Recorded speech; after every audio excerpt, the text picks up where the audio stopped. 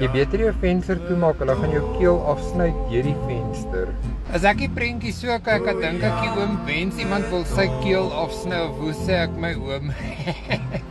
Wie kan met daar saamlewe, Raro? Ek kan dit weer sê. Het jy nou net iemand ge-high-five wat gesê het, jy wens iemand sny jou keel af, sodat jy van my kan ontsla raak. As jy nie saam met my wil wees nie, hoekom is jy dan nog hier? Jy weet die hekspan elke dag oop, jy kan net in die straat inloop met jou uitgewaste kleertjies wat jy elke dag dra en nooit weer terugkom huis toe nie.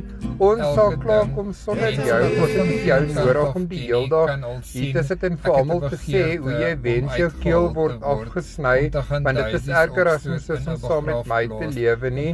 En nou moet jy allerhande snerp praat en my laat sleg lyk in die publiek en ek sal dit nie duld nie. Ek sal my lus en klap jou binne in jou gevreet. Sommer nou.